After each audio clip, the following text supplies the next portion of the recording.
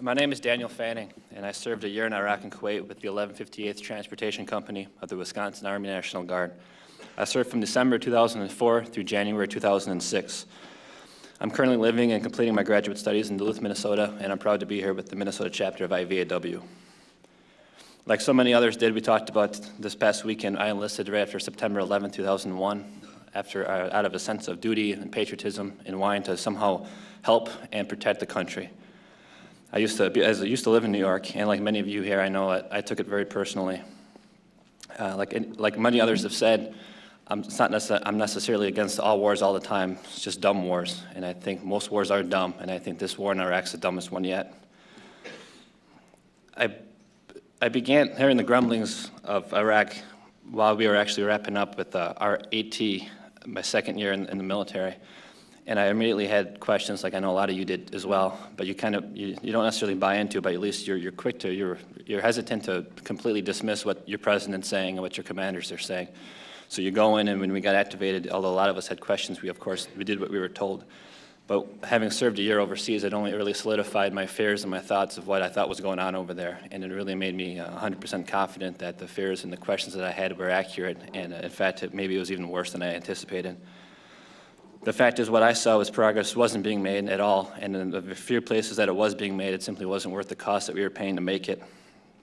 Looking at it from like an economic point of view, the cost-benefit analysis simply isn't worth it. And the opportunity cost that we've endured simply is a major mistake. And this weekend shows that the military has had enough of it. And we are here today to talk about the breakdown in the military. As you can imagine, this is a pretty all-encompassing issue. Testimony has already been given this weekend that points out the many reasons the military is breaking, if not broken. And I remember I was actually in Iraq in 2005, and Lieutenant General Hemley got some controversy for saying that he believed that the reserve forces were rapidly degenerating into a broken force. And that was controversial at the time, but he was right then, and he's never been more right than he is now. There are many reasons for this, including what we just heard. Multiple deployments, unclear and completely bogus missions in the first place, a lack of planning, lack of preparation, a lack of direction and purpose while over there, and a lack of support and resources upon returning home. And other factors such as stop loss and a lack of adequate equipment is what I'm here to talk about today. Not to mention the fact that we're fast approaching the 5th year of this mistake and our 4,000 fallen soldiers, service members. That number doesn't even take into account the countless people that have come home with PTSD and other mental illnesses that have taken their own lives or taken other people's lives, as well as the tens or thousands wounded or physically, both physically and mentally. As a unit, we were fortunate enough not to lose soldiers specifically with our unit, but we did lose people that were attached to us and were providing convoy security. However, upon months of our unit returning home, we lost 2 good friends of mine due to mental illness. One was alcohol and one was just reckless behavior. And I know one personally was seeking support, and I imagine since we were both going through the same VA, he was on the same waiting list that I was on at the time, and ironically, I'm still on over 2 years of being home. Such a tragedy. In fact, from a VA standpoint, I've already been tossed around to 3 VAs personally. First, Houma, Wisconsin, then Iron Mountain, Michigan, and more recently in Minneapolis, Minnesota. And I've yet to be into a VA yet. These long waits and these that are largely due to inadequate funding are definitely responsible for several deaths. Although these names don't always appear on the evening news, and these people don't always die with full military honors or burials. But these are deaths that could have been prevented, as are a lot of other deaths that happened while in theater. For example, when I first arrived in theater in December 2004, our trucks had 0 up-armoring at all. It was right around that time when a brave specialist named Thomas Wilson questioned and criticized Secretary of Defense Donald Rumsfeld about this problem. Our first several missions we didn't have,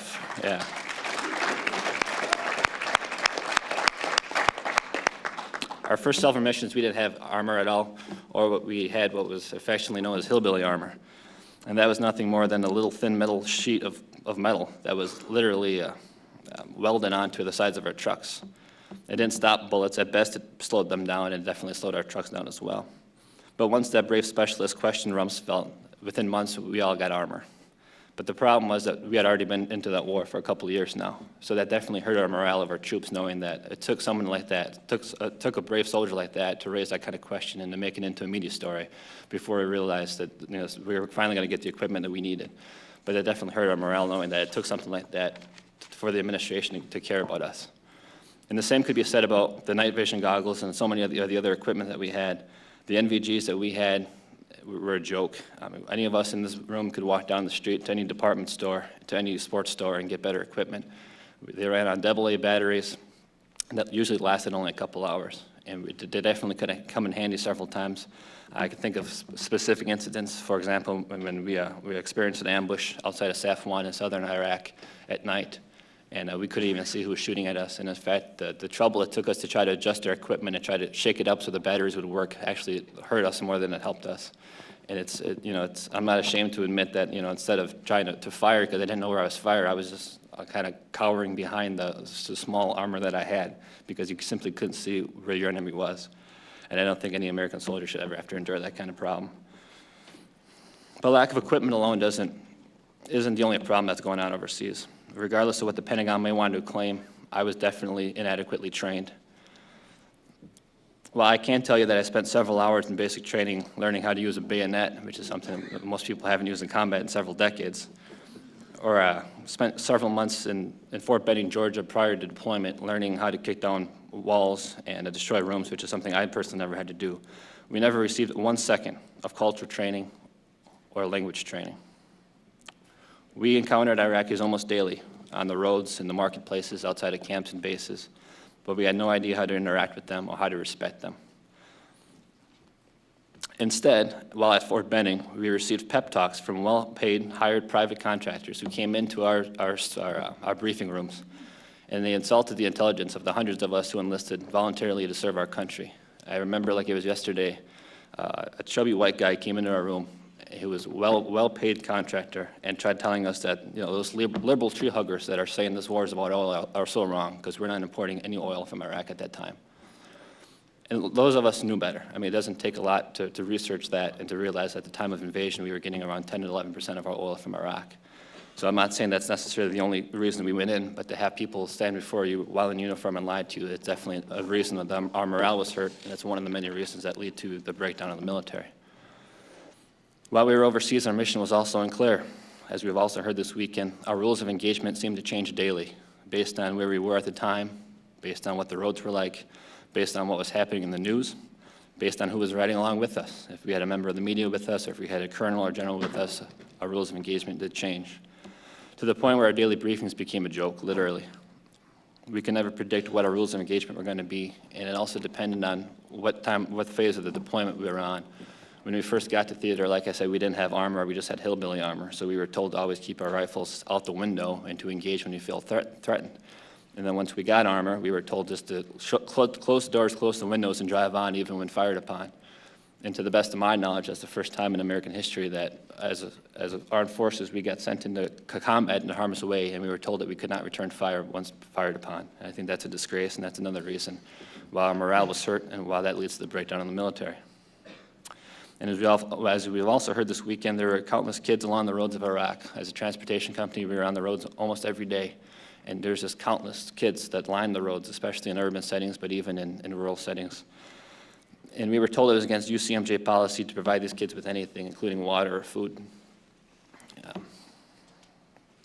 So much for winning the hearts and minds, because sometimes these kids would be there, and they'd actually cheer us on and give us a thumbs up. And sometimes, literally, those same kids would be there the next day that would be, yelling at us, throwing rocks at us. It definitely depended on what was going on in the area at that time. But we weren't allowed to engage with the children. We weren't allowed to give them food or water. And the same could be said about third country nationals, and we call them TCNs. And to kind of just put that in a nutshell, they were very low-paid men and women, mostly men from third countries, that the United States has hired and basically contracted out for next to nothing, that I thought treated them very poorly, disrespected them by paying next to nothing. They gave them rations of food, basically just cans of food and a few bottles of water for a few weeks' mission. And again, we were told not to assist them or really coordinate with them. But we were responsible for the safety, so that definitely added to the burden of us as a transportation company, because these people came without armor, they came without weapons, most of them didn't know how to speak English or Arabic. So we actually had to guide them. So that added to our mission as well. So that also is something that hurt morale. Although these men that we worked with were actually wonderful people, but they were mistreated, and it's just those kinds of things eventually add up. And we realized that this was necessary because we didn't have enough troops on the ground at the time of invasion, and it led to us depending on basically taking advantage of these oppressed people. And to add insult to injury, those of us both in the military and those of these people who were making next to nothing would be driving down the roads. You know, I made around $30,000 a year while I was overseas, and we'd be passed by the contractors that we just heard about that were making at least 3 or 4 times what we were making. And like he was saying, you know, definitely in some ways had a lot better than we did. So that just adds insult to injury, and these are just, you know, we'd see them pass by in their black SUVs, and they didn't have to follow the same rules of engagement that we had, and didn't have to, you know, engage with the Iraqis the way we did. And again, that just adds insult to injury, and that definitely leads to the breakdown in the military. We worked very long and hot days for very long periods of time, and we were almost always on edge, as you can imagine. And eventually, it simply takes its toll on people. We did lose a few members based on various hardship reasons that eventually got sent home. And it's very hard to see your best friends break down and lose it. It was hard to constantly feel conflicted, knowing full well that, you know, I was in a situation I didn't necessarily want to be in. And the more I got there, I realized I was in a mission that I didn't support at all. But I also knew, whether I liked it or not, that I was serving as an unofficial ambassador to the United States. And I tried to treat the people that I encountered with respect, and that goes from fellow service members to Iraqis to these TCNs that I talked about. And I tried to show them that just because, you know, we all view them and us, I can speak for myself, that we viewed our president as a money-hungry warmonger, that America was still filled with people who really cared about them and were trying to do the right thing.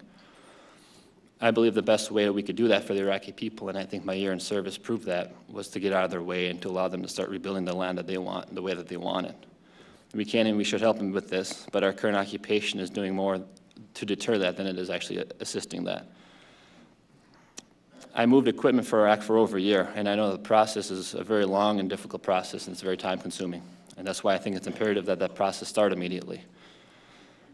In summary, there are a lot of factors that are causing the breakdown in the military. I want you to know that I'm very proud of the men and women that I personally served with. They were an outstanding group of men and women, and we didn't have to encounter some of the tragedies that I've heard about this weekend, such as dehumanization and torture. However, I look back in the past 6 years as someone who did enlist after September 11th, and I look back and I wonder, what did I do? I mean, I enlisted to be part of the solution, not part of the problem, but I feel like I did just the opposite. And I know a lot of people in my unit feel the same way. And I think of what a disgrace and what a tragedy it is that these are men and women who served mostly with the right intentions, and they were mistreated, and their patriotism and their willingness to serve was exploited and taken advantage of. And I never expected the war or any physical force to be an end-all to these problems that we were facing as a country. Clearly, dealing with real terrorism is going to require a lot more than force. It's going to deal with an examination of foreign policy and oppression and global poverty and those type of serious issues that we should be dealing with. But I did at least hope that our leaders would use the armed forces to help secure our country and to help other countries in a good way. And perhaps I was naive to think that. Not only weren't these actions done, but I do feel that we've actually become less safe as a nation because we've spread anti-American sentiment around the world, and particularly in Iraq, which I think we're all talking about now.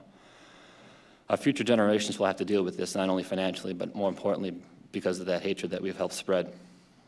And lastly, I believe a big reason why the military is breaking is because we've lost some of our best members. Not only because of the death and injuries that we've talked about, but because of those of you who are in the room today and those of us who have gotten out. Those of us who enlisted to do what was right, but wound up being wound up getting out because we were asked to do what was wrong. And there are others of you who may have, I know there's people that have different views of the war or different political viewpoints, but nobody can argue against that, the fact that we should have had better equipment, and we should have had better planning, and we should have better preparation, and that we should have better care when we get home. Those who speak against this war are not the treasonous traitors. They are the brave heroes who are honoring the commitment to this country. There's those who have blind loyalty to a dishonest man and to a dishonest administration, those who wave the flag and have a yellow ribbon on their SUV and claim to support the troops, but sit by idly and allow these disgraces to occur. Those are the people that I fear have betrayed our troops and have betrayed our country. And if you,